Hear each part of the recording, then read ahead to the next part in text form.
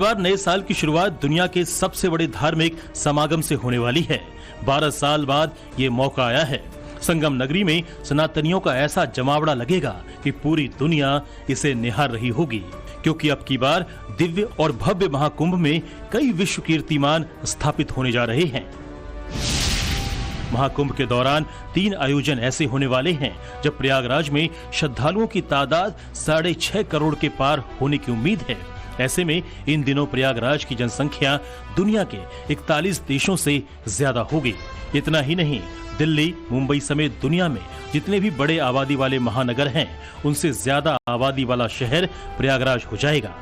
विश्व के 12 देश ऐसे हैं जिनमें कुल 7 लाख लोग रहते हैं। उनसे ज्यादा 12 लाख कल्पवासी महाकुंभ में जप तप करेंगे।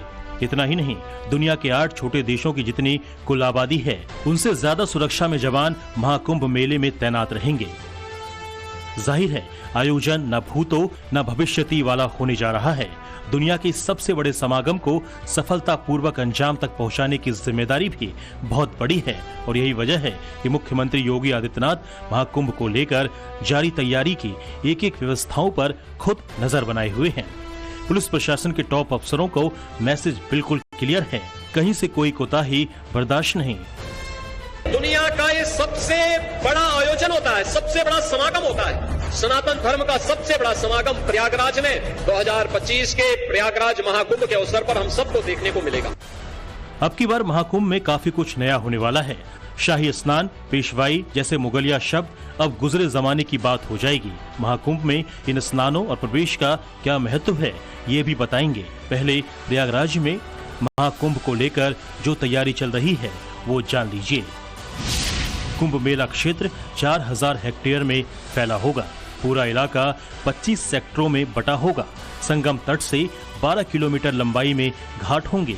1850 हेक्टेयर में पार्किंग की सुविधा होगी। नदी के पार आने जाने के लिए 30 प्लाटून पुल बन रहे हैं। घाटों के आसपास 67,000 स्ट्रीट लाइट की व्यवस्था रहेगी। इतना ही नहीं, मेला क्षेत्र में 1,50,000 टॉयलेट बन रहे हैं। श्रद्धालुओं के रहने के लिए अब तक 10,000 टेंट लगाए जा चुके हैं। प्रयागराज में महाकुंभ की तैयारियां जोरों पर चल रही हैं। टेंट सिटी बसाया जा रहा है तो कुछ कॉटेज भी संगम क्षेत्र में बनाए गए हैं। उन्हीं कॉटेज के सामने में मौजूद है, देखिए खूबसूरत कॉटेज। चूंकि बड़े पैमाने पर विदेशी सैलानी भी जो धार्मिक मान्यताओं में सांस्कृतिक राष्ट्रवाद की यकीन करते हैं, वो यहाँ पहुंचेंगे तो उनके रहने के लिए इंतजाम होना बहुत जरूरी है। उसके लिए प्रशासन ने पहले से व्यवस्था की थी। मुख्यमंत्री खुद तैयारियों में इन्वॉल्व है, लगातार एक एक चीज परख भी रहे। तो कॉटेज भी बनाए गए हैं। यहाँ पर देखिए बांस का पूरा ये एरिया बनाया गया है। एक इसमें रूम है, बेड है और टेबल है, वॉशरूम है। तो एक प्राकृतिक आनंद लेने के लिए जो यहाँ पर सैलानी आएंगे, धार्मिक पर्यटक आएंगे, उनके लिए वो एहसास कराने के लिए ये पूरा बांस पे एक रूम को बनाया गया है और इस तरीके से 15 रूम बनाए गए हैं। व्यवस्था चाक चौबंद है यहाँ पर। और इस तरह के कॉटेज के अलावा टेंट सिटी भी प्रयागराज प्रशासन, प्रयागराज डेवलपमेंट अथॉरिटी के सहयोग से बसा रहा है। लगभग 45 से 50 करोड़ लोग का आकलन यहाँ के प्रशासन ने किया है, सरकार ने किया है कि इतने सारे श्रद्धालु यहाँ पर पूरे कुंभ के दौरान जो है स्नान करने पहुंचेंगे। तो ऐसे में उनके लिए व्यवस्थाएं भी माकूल होनी चाहिए। कहीं कोई दिक्कत, असुविधा किसी भी श्रद्धालु को न हो, तो उसका खास ध्यान रखते हुए टेंट सिटी के अलावा अलग अलग निजी क्षेत्र में कॉटेज की सेवा भी ली जाएगी। राज्य सरकार ने इन लोगों को भी बातचीत करके दिशा निर्देश दिए हैं ताकि कहीं भी कोई श्रद्धालु अगर आता है तो उसे रहने का इंतजाम मिल सके, रहने का इंतजाम उसका हो सके। तो उसकी पूरी तैयारी संगम क्षेत्र में जो अरेल हिस्सा है, उसके नदी के एक किनारे पर ये पूरा टेंट सिटी बनाया गया है। महाकुंभ में जुड़े तमाम काम को हर हाल में 30 दिसंबर तक पूरा करने का टारगेट सेट है। इतना ही नहीं, इस बार पूरे मेला क्षेत्र को प्लास्टिक फ्री रखा जाएगा। अखाड़े से लेकर फूड वेंडिंग जोन तक हर जगह पॉलीथीन की बजाय दोना पत्तल और मिट्टी से बने बर्तनों का इस्तेमाल किया जाएगा। जो भी काम हमें कंप्लीट करने हैं कुंभ को सुचारू करने के लिए, सुचारू रूप से लॉन्च करने के लिए, वो प्रायोरिटी पे 15 दिसंबर तक कंप्लीट कर लिए जाएं। 1-2 काम कुछ ऐसे हैं जो 15 दिसंबर तक होने संभव नहीं है, तो उन्हें हर दशा में 30 दिसंबर तक पूरा किया जाए। साथ ही ये है कि पूरे कुंभ को प्लास्टिक फ्री रखा जाएगा। कहते हैं समुद्र मंथन के दौरान अमृत कलश से जहां जहां अमृत की बूंद गिरी वहां कुंभ का आयोजन किया जाता है। हर 12 साल में महाकुंभ का आयोजन होता है। महाकुंभ प्रयागराज में संगम तट पर इस बार 13 जनवरी 2025 से 26 फरवरी तक चलेगा। मकर संक्रांति, मौनी अमावस्या, बसंत पंचमी, माघ पूर्णिमा, महाशिवरात्रि को विशेष स्नान पर्व होगा। मान्यता है कि यदि व्यक्ति कुंभ स्नान करता है तो उसे सभी पापों से मुक्ति मिल जाती है। कुंभ स्नान करने वालों को एक डुबकी से मोक्ष की प्राप्ति होती है। इससे पहले 2019 में अर्धकुंभ लगा था। तब 25 करोड़ से ज्यादा भक्त संगम में आस्था की डुबकी लगाने पहुंचे थे। इस बार महाकुंभ लग रहा है, लिहाजा देश दुनिया के अलग अलग हिस्सों से वीवीआईपी समेत 40 करोड़ से ज्यादा सनातनी श्रद्धालुओं के पहुंचने की संभावना है और इसके लिए तैयारी भी बड़ी है। संगम किनारे लगभग 20 किलोमीटर के दायरे में पूरा कुंभ शहर बसाया जा रहा है, जिसमें संगम इलाका है, झूसी इलाका है, अरेल इलाका है। गंगा और यमुना के दोनों तरफ दाएं और बाएं ये पूरा शहर बसाया जा रहा है। वीआईपी मेहमानों के लिए इस बार खास तौर पर पक्के हेलीपैड बनाए गए हैं। देखिए संगम किनारे में मौजूद हूं और देखिए 2 हेलीपैड ये पक्के बनाए गए हैं। पिछली दफा जब कुंभ हुआ था उस वक्त कच्चे हेलीपैड का सहारा लिया गया था, लेकिन असुविधाएं और दिक्कतें श्रद्धालुओं को उससे बहुत हुआ करती थी। लेकिन इस बार इन चीजों को दुरुस्त कर लिया गया है, इन कमियों का समाधान निकाल लिया गया है। तो 2 हेलीपैड जहां पर वीआईपी मेहमान आ सकेंगे। अगर राज्य सरकार, केंद्र सरकार के तमाम जो मंत्री हैं, वीआईपी लोग हैं, अगर वो आते हैं, उन्हें प्रोटोकॉल मिलता है तो श्रद्धालुओं पर कोई उसका प्रभाव नहीं पड़ेगा। इनका भी रूट आसानी से कुंभ के भीतर रहेगा और श्रद्धालु हैं उन्हें भी बिना किसी डिस्टरबेंस के कुंभ स्नान करने का मौका मिल सकेगा। उसकी तैयारियां यहां प्रशासन ने कर ली हैं। सामने देखिए गंगा के उधर वाला हिस्सा जो कि अरेल इलाका है, वहां पर भी वहां से लेकर 20 किलोमीटर के दायरे में टेंट शहर बसाया जा रहा है, जिसमें लगभग 10,000 टेंट लगाए गए हैं, जिसमें वीआईपी टेंट भी शामिल है, बाकी सामान्य लोगों के लिए टेंट भी शामिल है। जो एक आकलन लगाता है धर्मार्थ कार्य विभाग, उसके हिसाब से 45 से 50 करोड़ श्रद्धालु इस पूरे कुंभ में यहां पर स्नान करने पहुंचेंगे। इससे रेवेन्यू में भी इजाफा होगा। नाविकों को ट्रेनिंग दी गई है कि वो यहां की जानकारी बतौर गाइड जो बाहर से आने वाले धार्मिक सैलानी हैं उनको दे सकें। इसके अलावा जो सिक्योरिटी में पुलिसकर्मी तैनात रहेंगे उन्हें भी बाकायदा प्रशिक्षण दिया गया है कि इस बात का खास ख्याल रखते हुए ताकि किसी भी सैलानी को दिक्कत ना हो। अगर उन्हें असुविधा हो रही है, अगर उन्हें रूट पता करना है तो सारी जानकारी वो भी दे सकेंगे। इसका प्रशिक्षण उन्हें दिया गया है। जाहिर है धरती पर होने वाले सबसे बड़े समागम के दौरान सुरक्षा और कानून व्यवस्था चाक चौबंद रखना किसी चुनौती से कम नहीं है। 2019 के कुंभ की तुलना में 51% ज्यादा पुलिस फोर्स की तैनाती की जा रही है। आर्टिफिशियल इंटेलिजेंस से लेस सीसीटीवी कैमरों को लगाया जा रहा है। करीब 10 लाख से ज्यादा लोगों का डाटा कंट्रोल रूम में रखा जाएगा। इससे किसी भी असामाजिक तत्वों पर कड़ी नजर रखी जाएगी। 2025 के कुंभ में हमारी जो तैयारियां हैं वो लगभग 40 से 50 करोड़ लोगों को रिसीव करने की है और सारी व्यवस्थाएं शासन के विभिन्न विभागों के द्वारा और पुलिस विभाग के द्वारा भी उसी हिसाब से की जा रही हैं।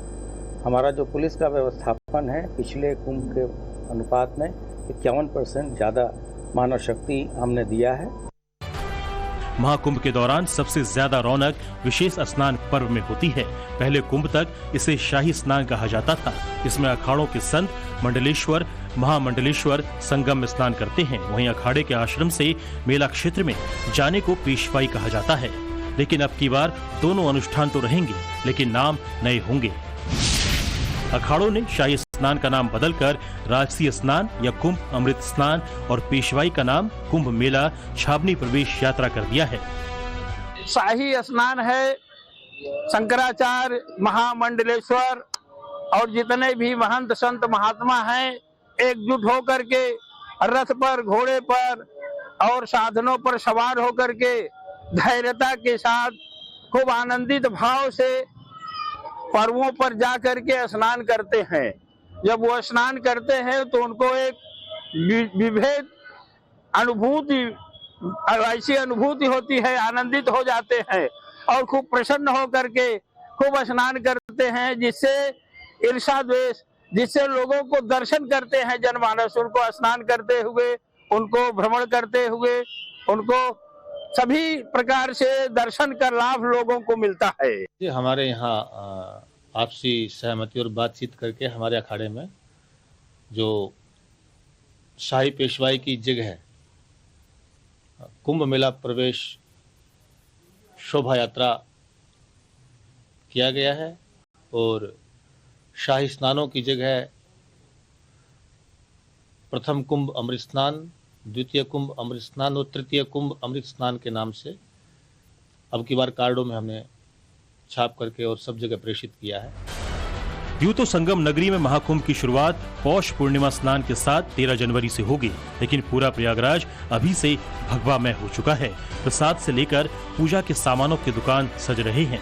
इन सब के बीच साधु संतों ने सरकार से बड़ी डिमांड कर दी है।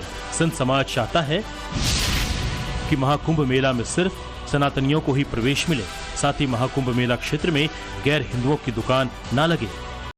अखाड़ा परिषद का कुछ उन्होंने बोला है तो वो सही होगा, और वीडियो वायरल हो रहे हैं, इससे सर एक पता चल रहा है ना कि ये चीजें गलत हैं और इस तरीके से धर्म के प्रति खिलवाड़ नहीं किया जा सकता सर। वो गंदी है, अब आप देख रहे हैं वीडियो में थूक के लगा रहे हैं, थूक रहे हैं, तो ये चीजें कहाँ कोई बात। अगर हमारे संत समाज ने कोई भी फैसला लिया है तो वो बहुत सोच समझ के लिया होगा।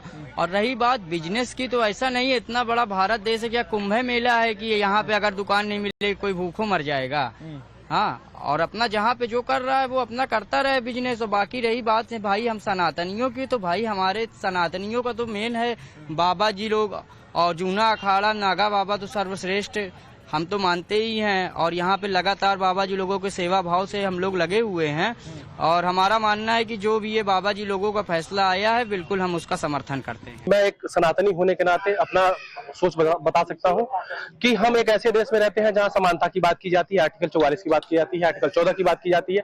एक संवैधानिक देश है हमारा, आप किसी को कहीं जाने आने से नहीं रोक सकते। मैं सभी महापुरुषों महासंतों से ये निवेदन करता हूँ कि सभी लोगों को आने दे और सब अपनी आस्था से निर्मल गंगा में डुबकी लगाएं और अपने आप को मोक्ष की प्राप्ति करें। एक और महाकुंभ में सनातन प्रोटोकॉल लागू करने की मांग का देश के ज्यादातर साधु संतों ने समर्थन किया है, तो वहीं प्रयागराज के मुस्लिम कारोबारियों का कहना है कि धर्म और जाति के आधार पर कारोबार में भेदभाव ठीक नहीं।